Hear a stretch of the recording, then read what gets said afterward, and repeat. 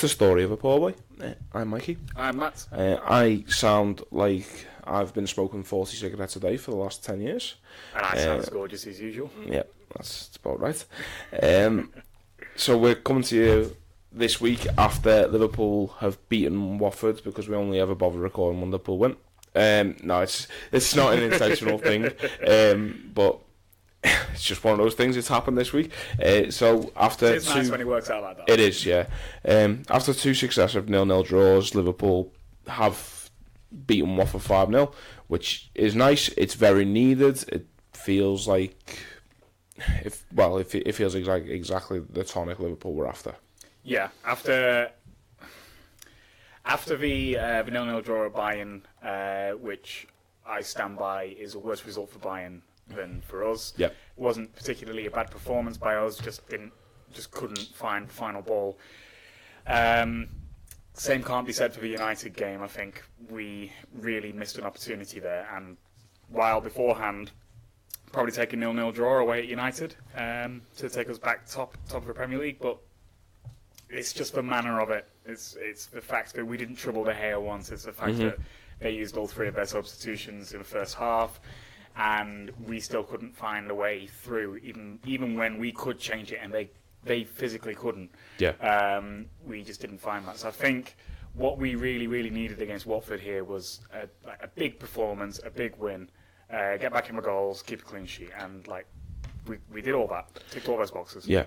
It's a convincing win. It's what Liverpool were really after. It's, in fact, not even a convincing win. It's a convincing performance. We could have won that game 5-0 and not played well, and we've done well. Not played well, but not played fantastically. Liverpool have won by a lot of goals before now, and it's flattered a bit. Yeah, flattering a little bit. Whereas this game, Liverpool, just from the first whistle, everyone just had this sense of, right, we're right up for this, and this isn't a bad team with Liverpool were playing either. We're playing probably 8th or 9th best team in the country. Yep. In Watford. They're up there with the best of the rest, aren't they? Yeah, exactly. Fighting for 7th. And Liverpool got rid of them as if they were absolutely nothing. Yeah. And there's no higher praise than that, really, to be honest. If you can get on with something that comfortably, then must be doing something right.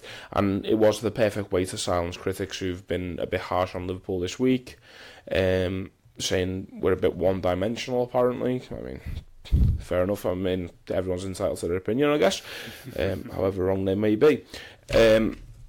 So, going into the Watford game, Liverpool start with Alisson in goal, Trent Alexander Arnold at right back, Virgil van Dijk and Joel Matip as the centre halves. Andy Robertson starts left back. Fabinho, Wijnaldum and Milner make up a 3-man midfield, and then it is Salah, Mane and Origi starting. Now, when you see those names up front, the last thing that probably comes to mind is Sadio Mane's going to be playing striker. Yeah, so on paper it looks like Origi's up top, and with Origi being up top, I didn't get the inclusion of Milner in the midfield. But when the game started and we saw that Origi was actually wide left and Mane was up front, Milner was definitely there to give Origi a little bit more support. And it made sense once you saw it on the field, but when you just read that lineup, I didn't understand the inclusion of Milner in the midfield. I would have thought maybe a Keita or Shaqiri or at least a Henderson. I think my first thought after not thinking Mane was going to be up front at all and being confused at Milner was, I was really happy to see Trent back. Really, really happy to see Trent starting. Well, he gets a rest against Man United. Jurgen Klopp citing that he's just come back from injury, and Liverpool got 2 massive games this week, Watford and Everton. I mean, it's fair, because it's very easy to forget that this is a 20-year-old that we're talking about. We're not talking about somebody who's 26 and in the peak of his career. We're talking about somebody who's very much got his whole career ahead of him, and Liverpool have to be making smart decisions on his behalf, really. Jurgen Klopp, I mean, the decision to rest him in this game is a lot easier to take if Liverpool had a natural right back to replace him. It's the fact that you end up playing James Milner over on the right instead. And I used the analogy in my review that it's the equivalent of putting a spare tyre on and then complaining that you can't go over 50 mile an hour.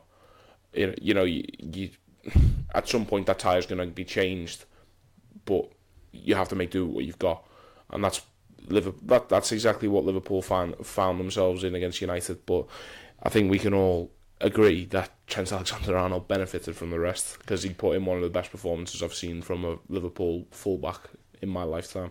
Yeah, I was going to say it's definitely his best performance in a red shirt, and yeah, it's the best performance by fullback I can remember, I think. Yeah, absolutely perfect. I don't think we could ask any more of him. I know when I said that yesterday on my way in from a match, you said could have asked for a goal, but like from a flying fullback, it's a bit much to ask for 3 assists and a goal. Nah. You can when ask he's for whipping crosses in like that, you want him to stay wide. You don't want him to cut in and shoot. You've never been on Liverpool Twitter before. Liverpool I've been 5-0. I've been on the Reddit. Yeah, fair enough. Liverpool won 5-0 yesterday, and everybody's...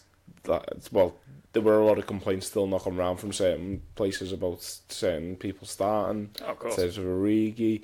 Why didn't Trent start against Man United? Which is obviously, something we just discussed then. Yeah. As I said, two schools of thought on that. It's either, he plays that well because he's been given the rest, or he had that in his locker the whole time, and we could have done with that United. Yeah.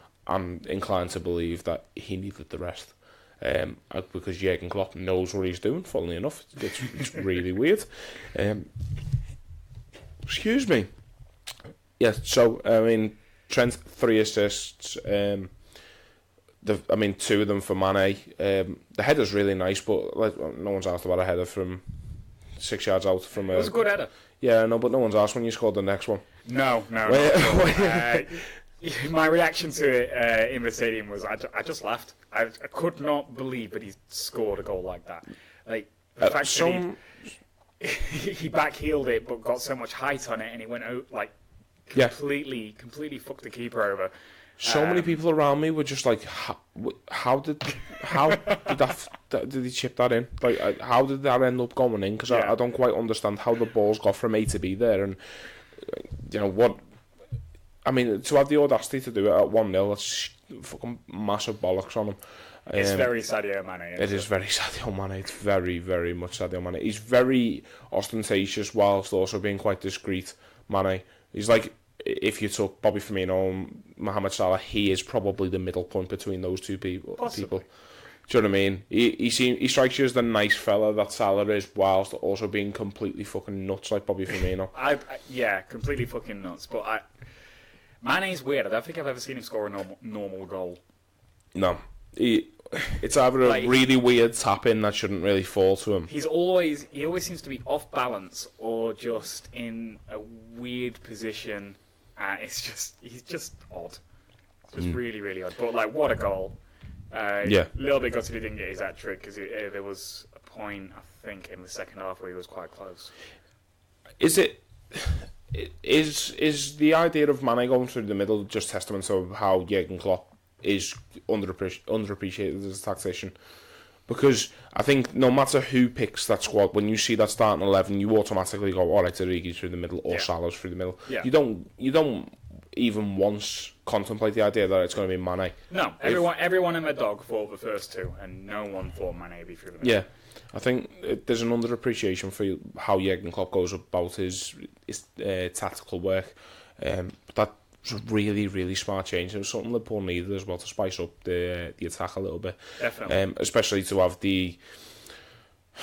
to have the work rate that Mane gives you as well. Because that's not to say Divock Origi didn't work very hard. Yes, he obviously did, and he covered at left back a lot of the time as well. But you do notice, obviously, when Firmino's not playing, as we saw against United when he goes off injured. So to have Mane there, I guess Mane's the next best thing. You're going to get a similar output. Maybe you don't get that with Origi, and maybe not with Salah either. Yeah. So maybe that's the reason that he's gone for it. But whatever the reason, we're 2-0 up because of Sadio Mane. fantastic, great start. Origi gets the third, and then Virgil van Dijk just takes over the game and just decides he's going to be the best player on the pitch. And he fucking was as well. Yeah. Once. He's fantastic anyway. I mean, two great headers, both from fantastic deliveries from the full-backs, but I mean, it meant so much to him. Oh, 100%, yeah. Like the fact that he kept going to the crowd and egging us on more, and you know what? I think he was also a little bit pissed off at his song not being factually correct. So, like, since he's got dead into his song, I think he's just really wanted to score. I think that's true. I mean, he's trebled his goal tally for the season. Yes. After last night, 3 goals from centre half reads a little bit better than 1. Yeah, season's not over yet. He's nearly overtaken Jamie Carragher as well in the goal scoring stakes. So, do own goals count for -1? Is Carragher negative? Yeah, he's -20, I think, something like that at this point. Sorry, I don't Caroline. think I'm that far off. Yeah, I mean, Virgil van Dijk, what can you say about him that we haven't already said? I could eulogise about, I was going to say Jurgen Klopp. I could eulogise about him as well, but Virgil van Dijk I could talk about for days. He was absolutely imperious with that once. He Yeah. didn't give Deeney a sniff at all. Just wins everything. Just wins absolutely everything. And another player that does that is Fabinho. And Yeah, I've said it a couple of times. It is like having Van Dijk, but in midfield. Like, he is ridiculous. The standing tackle that he makes from behind against Deulofeu when he's running at Van Dijk. Yeah. Is incredible. Like, we were all staring at Van Dijk because we thought Deulofeu would get to Van Dijk and Van Dijk would make the tackle, but Fabinho just comes out of nowhere and just robs him. Absolutely robs him of the ball. I think there's a point where Virgil van Dijk just notices that where Fabinho is and he just leaves him to it. He just goes, all right, it's yours. It's absolutely brilliant. Yeah. And he's passing all game and his tackling and his awareness. He is the closest we've had to Javier Mascherano since Mascherano left. Yeah. And he is also the closest to Xabi Alonso that we've had as well, which is really weird. He seems to have replaced the two players that we've been missing the most since 2009, to be honest. He seems to have replaced them fantastically well. Yeah. And he is just, as I said to you when we were leaving the stadium yesterday, his new song is, we've got the best midfield in the world. Fabinho Tavares, Fabinho Tavares, Fabinho Tavares, Fabinho, oh, wow. That's just the way it should be. No, genuinely, throughout the game yesterday, I tend to follow when we went 2-0 up. And I just said to him, it's mad that Mane scored twice and Fabinho is still the best player on this pitch. he dominated that midfield, and he is what every top side needs to have it. And you're looking at you don't want to be lashing comparisons out to these fantastically these legends of the game. So you don't want to be saying like he reminds you of Patrick Vieira, but he does. And you don't want to be saying that he's got a couple of traits of like Emmanuel Petit or Gilberto Silva about him, but he has. Do you know what I mean? Like, yeah. He's the type of player who might go unnoticed because he's going to get 1 goal a season. You're N'Golo Kante. You can't say he's your Fernandinho's. I think they're coming more into prominence these days as people recognise how important that role can be. But Fabinho, for 43 million quid to end up with somebody of that quality, and you've seen what's happened to Monaco this season as well. Yeah. Monaco just fell off a cliff, and I don't think that's a coincidence that they've got rid of him and then just nosedived. He is fantastic. He's the real deal, isn't he? Yeah, he is, and I think when we look at when we look through the spine of our team, there's a genuine case at the moment that you can point to our goalkeeper, our centre half, and our starting midfielder, and you can say they are the best in the world in their position right now, and that is, it's testament to Michael Edwards, it's testament to Jurgen Klopp, because they knew who they wanted and they went out and got them. Maybe we're a striker short of that, you know what I mean? Firmino's not been in and amongst the goals as much as we'd like him to be this season. But for how we play, I think Firmino is... I think we can definitely include Firmino in that spine of the team. I wouldn't discount Bobby Firmino, but what I mean is it's difficult to sell the Firmino best in the position. does more for the team. So we've got a solid spine and a fluid front. Yeah, exactly, and that's fine. That's fine. It's probably the strongest spine we've had since 2009, and it's 100%. It's the best all-round squad we've ever had, as far as I'm concerned. Maybe the individuals don't shine as brightly as the individuals have done in the past. So, for example, let's go back to 2009 yet again. You're looking at Steven Gerrard and you're looking at Fernando Torres, Xabi Alonso, Javier Mascherano. These players have retired as legends of the game. Mascherano and Torres are still going, actually, out in Asia, aren't they? But the point still stands. They left England and went on to, in the case of Mascherano and Alonso, they left England, went on to better things. Yeah. Gerrard, obviously, is Steven Gerrard. Fernando Torres, for us anyway, was phenomenal. His career after us aside, yeah. They were massive lights, but I think overall now, the lows in that squad were a lot lower than the lows in this squad, and I think it balances out. So this squad we've got right now is the best squad I've seen. Yeah, the whole squad's simmering quite nicely. Yeah. There's no really hot and really cold. It's all no, definitely. It's just great to talk. Just sit here and just talk about our boss Liverpool. What was your favourite goal last night? What? I think it was Van Dijk's second.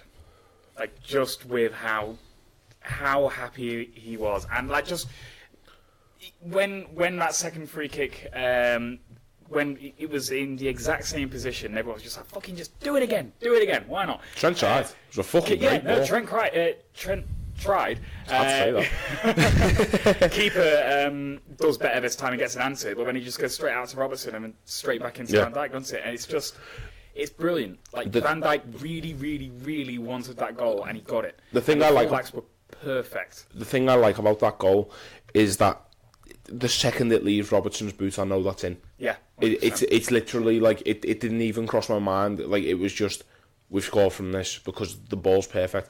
But I think my favourite is Van Dijk's first because of how perfect the cross is from Trent. Yeah. Like, it's not even the header from Van Dijk. Anyone scores that header. It's the fact that Trent has literally just went to him. Go ahead, lad. Yeah. Here's the ball. Get anything on that. And that's going in the goal. And there's a cross he does in the first half as well, which Match of the Day showed last night, where he apologises after it, and he whips it low and hard across the front. And he puts his hand up to apologise, and like, as the pundits were saying on Match of the Day, like, don't apologise for that. It's one of the greatest crosses I've seen from a Liverpool player, and if literally anyone chances on it, we've scored a goal. Yeah. And I saw lots of people saying his performance was Beckham-esque. Yeah, crossing wise. I think his performance and Robertson's as well to some degree. I don't think Andy Robertson played particularly well last night, but he got found out a couple of times. Yeah, but he gets 2 assists. Yeah, he did. And I think, if we're completely honest, I think Robertson could do with a rest as much as anybody else. Like, whilst we've had there are points where he does look a bit knackered. Yeah, exactly. And whilst we've had these mid-season breaks, it's one thing having a mid-season break. It's another thing being involved in rotation as well. And, yeah, of course. The way that Robertson goes about the game, he could probably do with a good deputy to help him out a little bit. But yeah, I think the role that those two are playing now in this squad, it just shows that wingers aren't necessarily, I think we spoke about it recently, didn't we, where natural wingers aren't really a thing anymore. It's more like forwards. And it just goes to show how important a fullback is these days, because no one wants to play fullback. Like, that's the famous Jamie Carragher quote, no one wants to be a Gary Neville. But these days people can want to be fullbacks because they're given license to do these incredible. Yeah. And there's a lot more responsibility in the team now. Yeah, exactly. There's a lot more attacking responsibility, isn't there, about it? And Trent and Andy Robbo can just disappear out the pitch, and we leave Milner back. We leave a centre midfielder back. So Liverpool, voluntarily sacrifice a midfielder, which seems unthinkable from when the Rafa era, for example. It seems unthinkable to sacrifice for midfielders to push up defenders further up the pitch, but that's the way football is now, I guess, and it's definitely how Jurgen Klopp's trying to get this squad to play anyway. Long gone are the days when the only job that a fullback had to do was stop crosses going in. I mean, he's so much more in the team now. Yeah, I think you're looking at the Brazil teams, aren't you? From Carlos and Cafu on either side, and you're looking at them as your inspiration for that, I guess. But it's just you don't really see. I don't really associate that with Liverpool. We've had good fullbacks, but we've never had great fullbacks in our lifetimes, anyway. Alan Kennedy and Phil Neal and stuff like that. Fair enough, yeah, sound. But in our lifetime, we've had the best right back. We've had Steve Finnan, and the best left back is probably John Arisa. And even then, he was a midfielder playing left back. You could always tell. I mean, people will tell you it's Fabio Aurelio. I don't really remember him that fondly, to be honest. But yeah, I'm really impressed with how the fullbacks have just growing and growing in stature in this team, becoming two of the most important players on the pitch. I think the more they play with that front three as well. Yeah. There's definitely a kind of connection between Trent and Salah.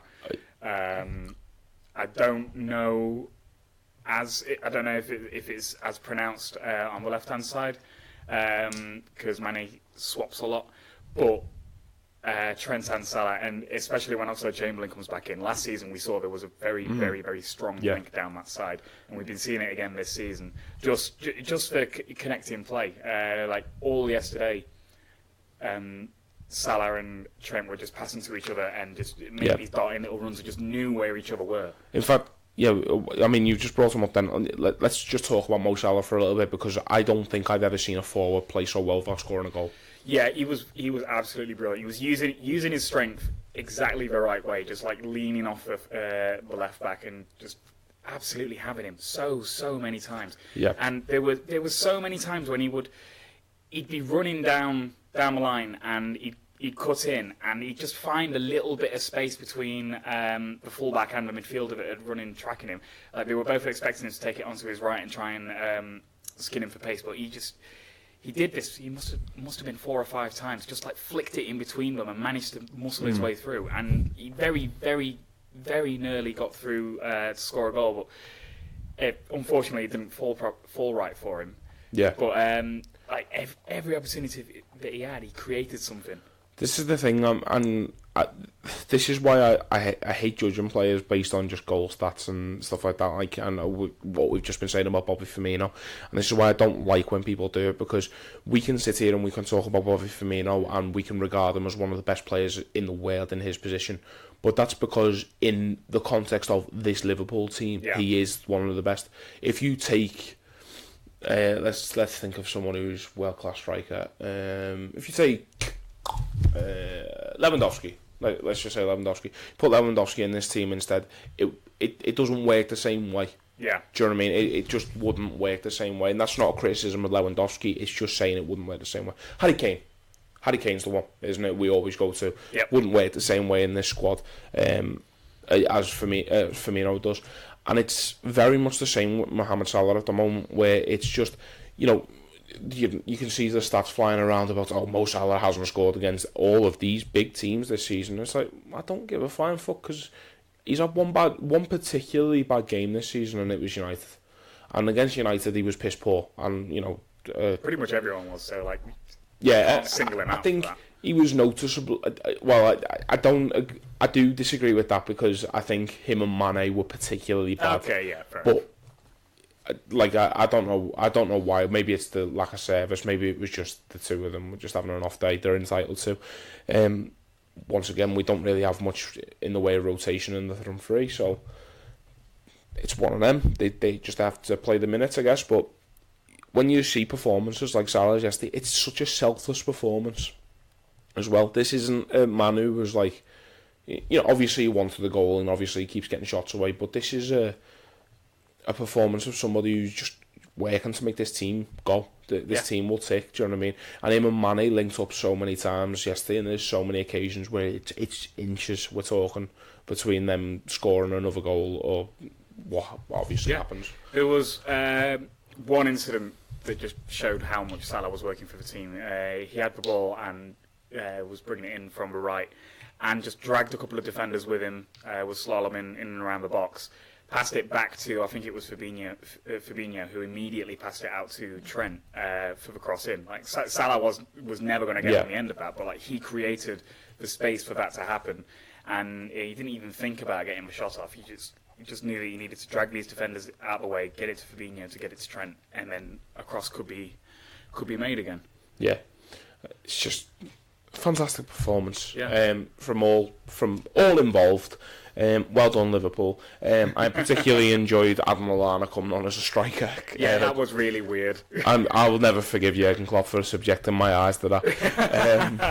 I can't believe I've seen Adam Lallana play up front for Liverpool.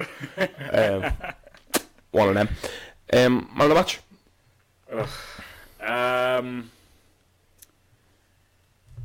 It's Trent for me. I don't think you can ask any more of him at all. I think he was absolutely perfect. Yeah. He didn't let anyone get in on his side. The only time Watford looked dangerous was down the left. And 3 assists. That is fucking hard to do. That is really, really hard to do. And from fullback as well. Definitely. Normally in the interest of being interesting, I normally decide to go with somebody else, but since I did the match ratings yesterday and give Trent Alexander Arnold the man of the match, I can't really.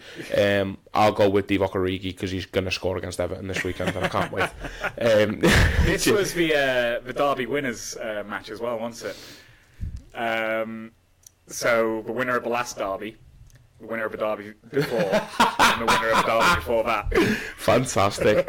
Love it. Fucking love it. I mean, it's written, isn't it? I look forward to that. I mean, obviously there's a draw in there as well, but still. Yeah, it's fine. They celebrate them like wins, don't they? So I saw that video. We will come back to the derby later. I mean, it's come up organically, I guess, but we'll come back to the derby later. We foot ones have a schedule to keep to. What I want to talk about next, obviously that win.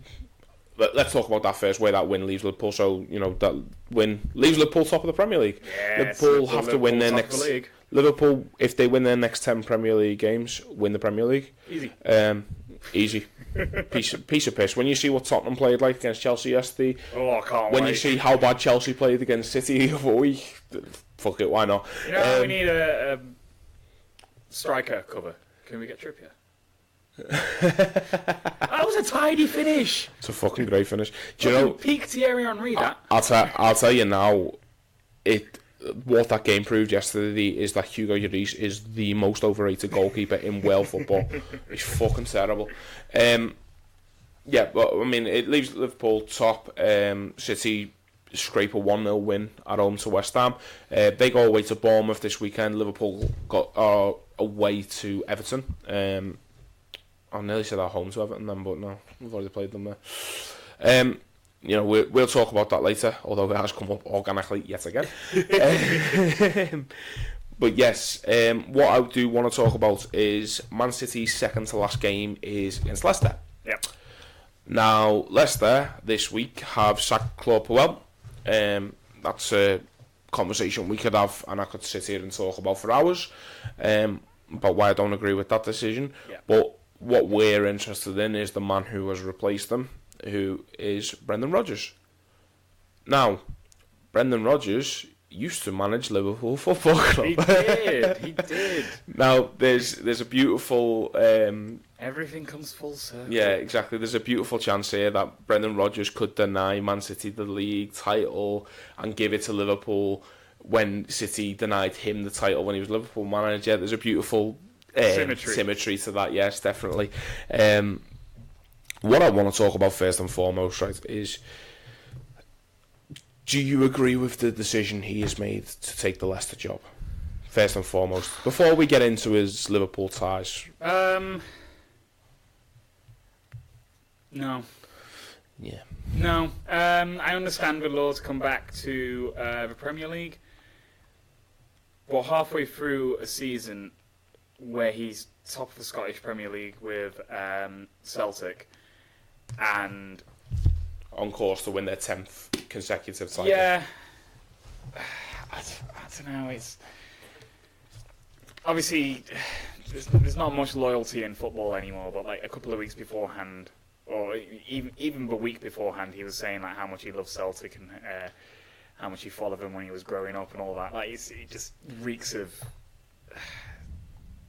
I don't know, mercenary, I guess. Yeah. But I understand why he would want to go to Leicester. I just don't understand why he's done it now. Why not do it in summer? Yeah. Like, unless Leicester have just said, like, now or never. But why would Leicester say now or never? They're not exactly a hot prospect at the minute. I can't work it out. I think maybe Claude Puel had more, more about him than, I would think. But maybe if Leicester turn around and say, you're staying on till the end of the season, and then we're looking for another candidate.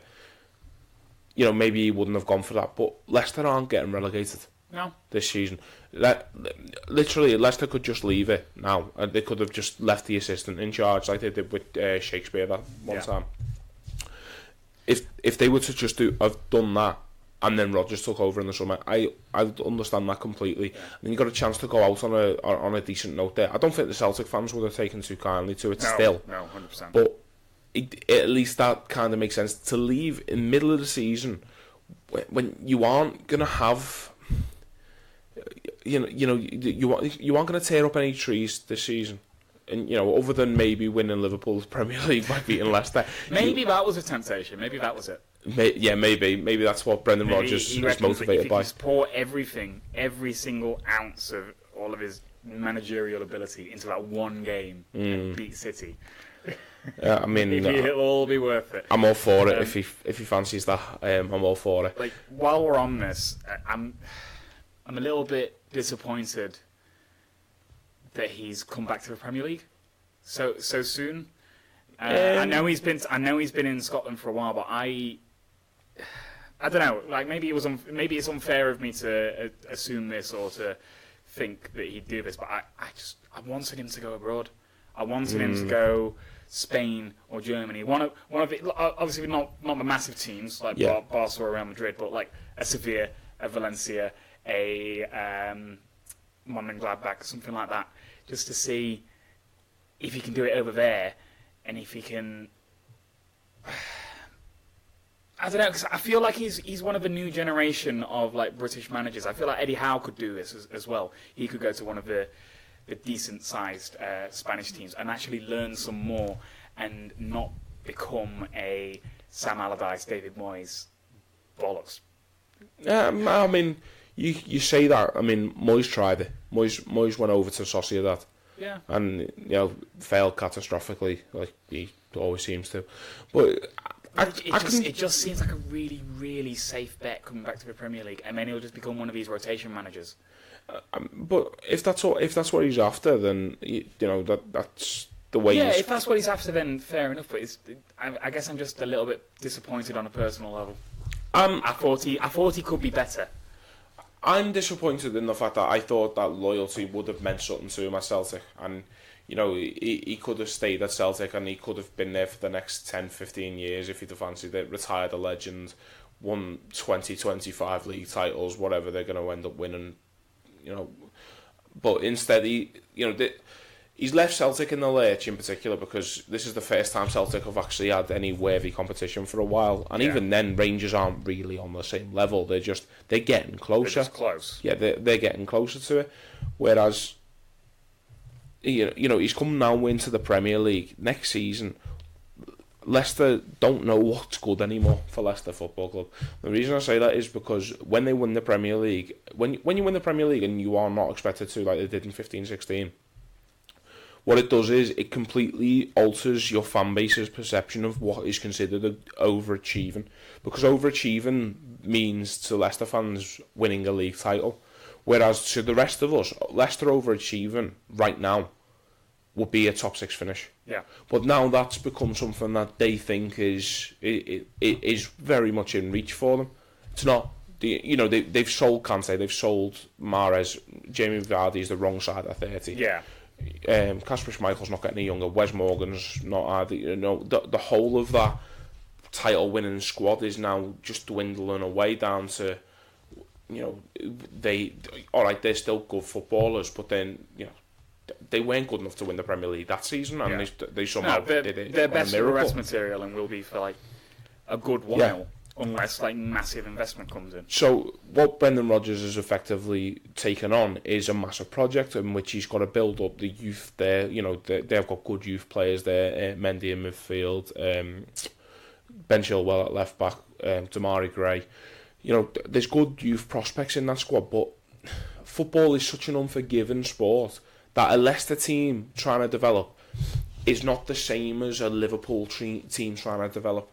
So when you think back, and we're going to cover it a little bit more, but when you think about Rodgers' first season at Liverpool, when Liverpool aren't great in the league, but you can see what we're trying to do. You know, he's trying to imprint on the squad. And maybe that's why he's come in a bit early, because he wants to do that earlier at Leicester.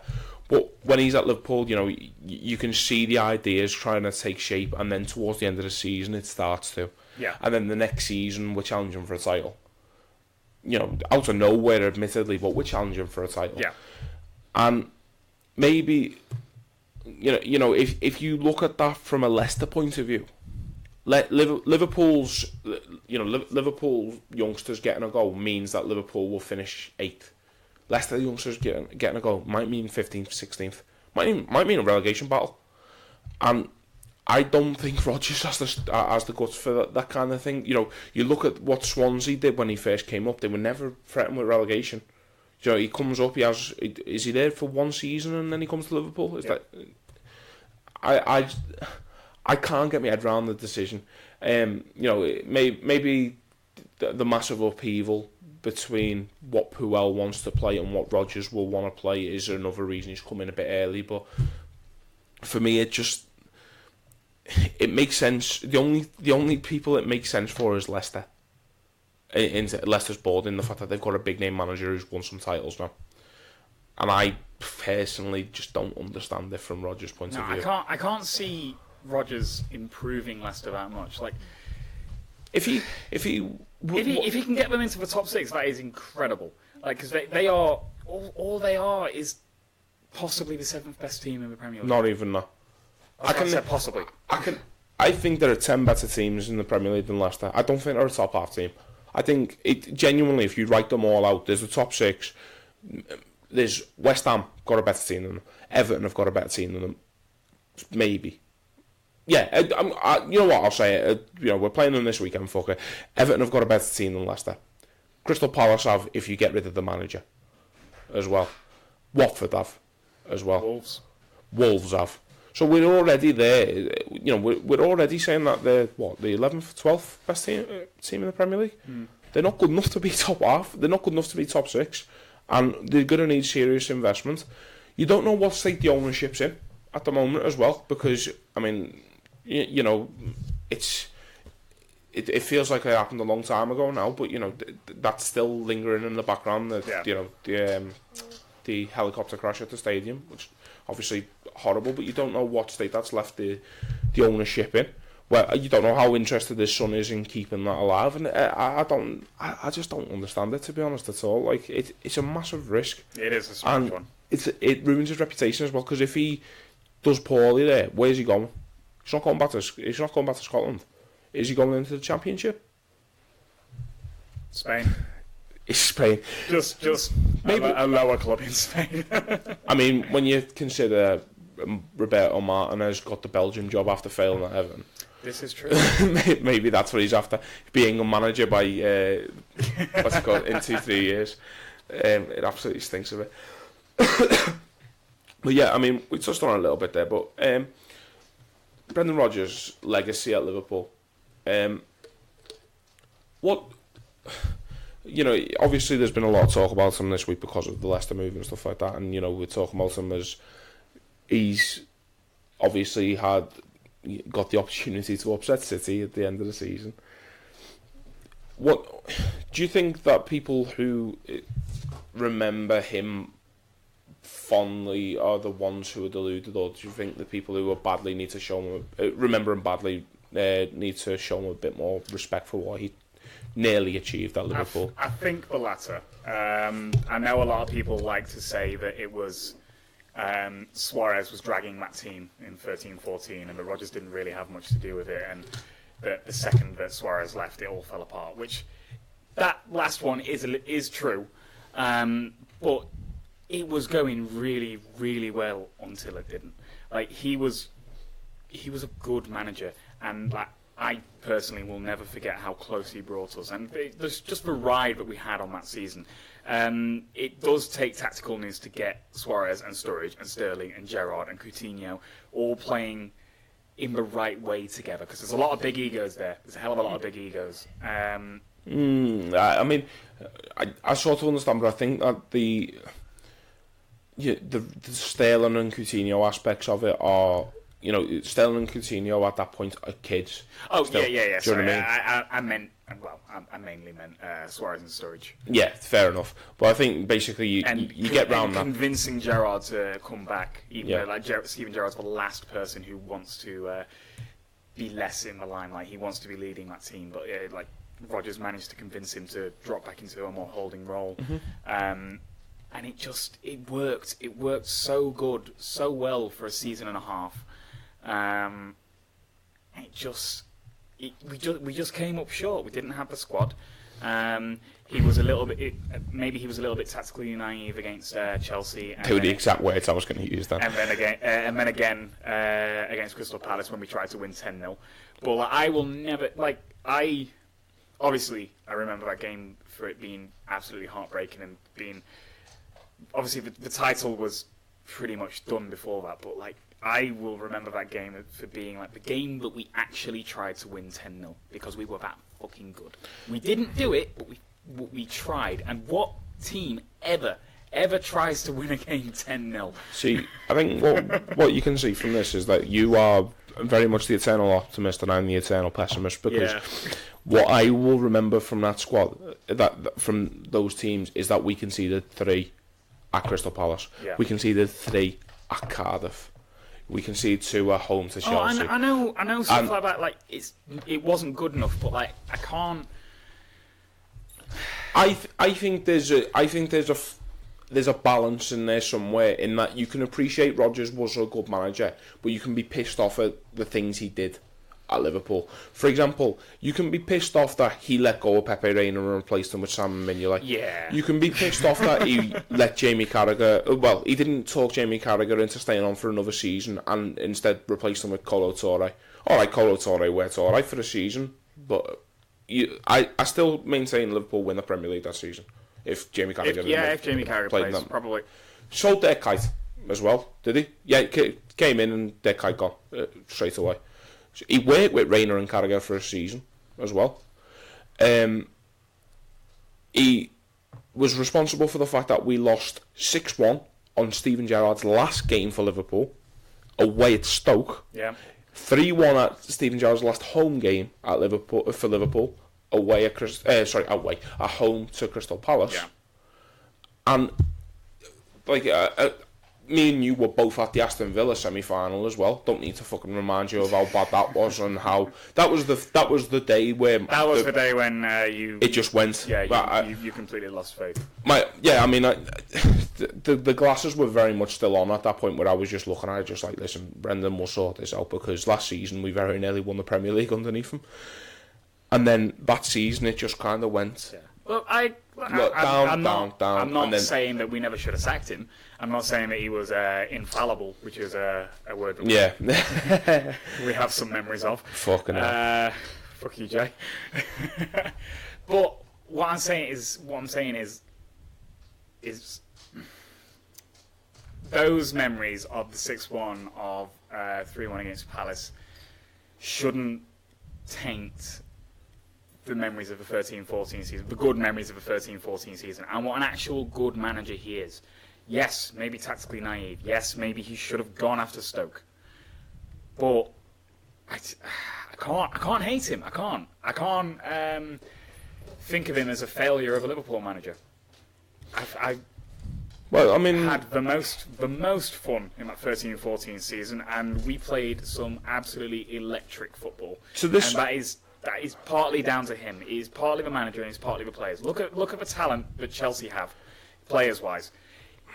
But if the manager and the players can't work together, then they play like they fucking do against City and lose 6-0. I'm not denying that he's not a great manager, because Luis Suarez said that he's one of the best managers he's ever worked for, And when Luis Suarez is saying that, but Luis Suarez, at Barcelona is, he's gone on to the next level kind of thing. But when you look at like the players he ostracised in terms of you're looking at like legends at Liverpool, and he got rid of, maybe he was under instruction to trim the fat a little bit, trim down the wage budget. But when you're trying to go for a title and you are seeing Simon Mignolet in goal for Liverpool and Pepe Reina is fucked off. Alright, Reina wasn't the keeper he was, but he was fucking better than Mignolet. It's little things like that, like his first two signings being Joe Allen and Fabio Borini, and all of a sudden Liverpool then have to operate with a different approach to transfers because they don't trust them with the fucking money that they put down. So instead they go and buy Daniel Sturridge and Felipe Coutinho. Do you know what I mean? It's just there are points in his tenure where I can understand what you mean. He was, he definitely gets too much hatred like lashed in his direction. But only three managers at this point in time. Only three managers have not won a trophy at Liverpool Football Club, and they are Roy Hodgson, Brendan Rodgers, and Jurgen Klopp. Now, Jurgen Klopp has managed Liverpool in 3 finals up to now. 3, yeah. So he's managed 3 finals. Rodgers didn't take us to one. He took us to a semi-final. Instead, you could argue he took us to the last breath of a title challenge. Yeah, that title challenge is so. It's annoying because we had to win like 19 games on the bounce to win the fucking league. Like we shouldn't have been top at Christmas. We just really shouldn't have. We weren't. How we ended up top at Christmas that season, I don't know, because we literally had to win every game from I think January to May to win the Premier League. Then we nearly did. Yeah, I know, but I've said it to you in the past, right? The problem with playing a gung-ho attacking style is that for every game you win 5-4, there'll be the game you don't score 5. And Liverpool literally suffered for that season. If Liverpool just take a 0-0 draw at home to Chelsea, and I didn't say it at the time, and I shouldn't really say it now because it's not fair, and I didn't say it at the time. I saw the squad he put out, I saw the squad Mourinho put out, and I was like, yeah, it's fine, we'll beat them, no problem, because we are too good for them. And we cleared out Arsenal that way, and we cleared out City that way. But at the same time, do you think Jurgen Klopp would fly at Chelsea if we were... So, Yeah, Chelsea's our last hard home game, isn't it? Or is it Tottenham? One of the two. Do you think Jurgen Klopp would fly at a Chelsea team managed by Jose Mourinho? No. That's what I mean. Like, there are things in there that are just unforgivable as far as I'm concerned. And also, I don't actually think that that Brendan Rodgers ever really got Liverpool. He just said buzzwords that meant it sounded like he understood what we were after. And maybe we've seen that with Celtic as well. Exactly, and his face in the last couple of weeks and then fucked off to Leicester. Yeah, exactly. I just think that. Yes, all right. He came closer than anyone ever has in terms of winning the Premier League, but and you've covered it already. He did have Luis Suarez. Luis Suarez is the best player I've ever seen play for Liverpool, except for maybe Mohamed Salah last season. Don't know yet. We'll see. We'll see how he progresses. But in terms of that season, you can't overlook the effect Luis Suarez had on that team. Yeah, yes, all right, fine. A great player, great managers make teams more than great players, I would say. But that season, Luis Suarez brought everybody up to a level. Do you know what I mean? And it was just a case of Brendan Rodgers had to put players on the pitch. We nearly won the league with John Flanagan playing left back. And I don't see that being. I mean, it is harsh to say it because obviously, if Liverpool win the Premier League this season, it won't be down to Virgil van Dijk. It'll be down to Jurgen Klopp. But I don't know. I think Suarez was that far above the rest of the players that he kidded us into believing we had a world-class squad when we very much didn't. Maybe, but I still think getting everyone playing. Yeah, he had to find the right formation for it. That's definitely something that you have to give Brendan Rodgers credit for. But I think when you look at the fact that, Ian steps in and, Liverpool end up with a transfer committee, and you still to this day don't know who was signed by who. You look at the Balotelli signing where Rodgers says 3 weeks beforehand, Brendan, Mario Balotelli will be absolutely nowhere near Liverpool Football Club, and then 3 weeks later he stood next to him at a shirt sign and just being like, "Is Mario?" And he was very much just the yes man, because his career wasn't big enough to be anything more than that. Do you know what I mean? His career wasn't big enough for him to turn around and just be like, "Listen, I'm calling the shots here." Jurgen Klopp walked into Liverpool and just goes, "Yeah, these are the players I want on a piece of paper." Do you know what I mean? And if you can get them, great. If you can't, then I'm not fucking putting aside on anybody else. These are the players I want. Brendan Rodgers went, "I need a striker," and he went, "Well, Mario Balotelli's available. I don't want Mario Balotelli." "Well, Ricky Lambert's available. Alright, get Ricky in, but I still want another striker." "Alright, well, have you thought about Balotelli a little bit more?" And that is literally how the conversation went all summer. And then in the end, he just went, "Have you got me a striker?" "Yeah, it's Balotelli." Yay. Do you know what I mean? Yeah, like, it was a shambles. Sheep. Every transfer window that he was in charge of, pretty much shambles. He never wanted Christian Benteke, I'll tell you that for free. 100%. He never wanted Firmino. He didn't want Firmino, he played him at right back against Man United. But I think as far as like his legacy at Liverpool, I don't think he should be looked upon as badly as he is.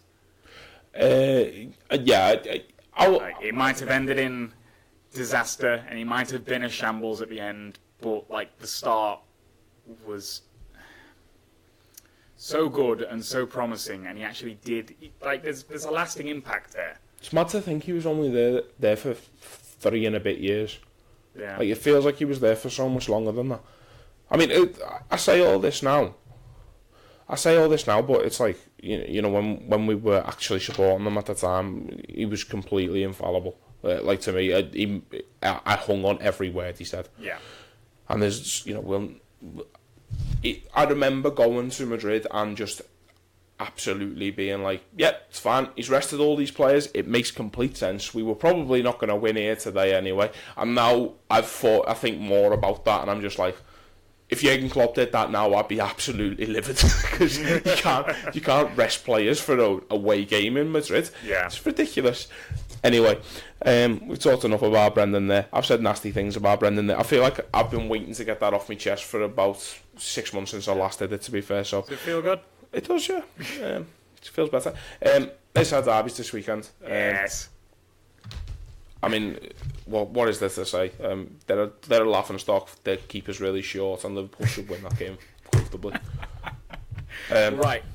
Which unlikely goal scorer is going to win the game for us? I've told you this. Right, well, I haven't. I put it in the article, but it's going to be... I did read it, honest. Origi hits a shot. No, Pickford picks the ball up. Yep. Hits it against Origi. Yep. It hits the ref. Yep. It hits the post and goes in. It hits both posts and goes in. And that then does sound about right. The FA conspiracy will start about how they're all, we are the Devil's Club, and how everybody's in on it. We're all in the red shirt's pocket. Yeah, exactly.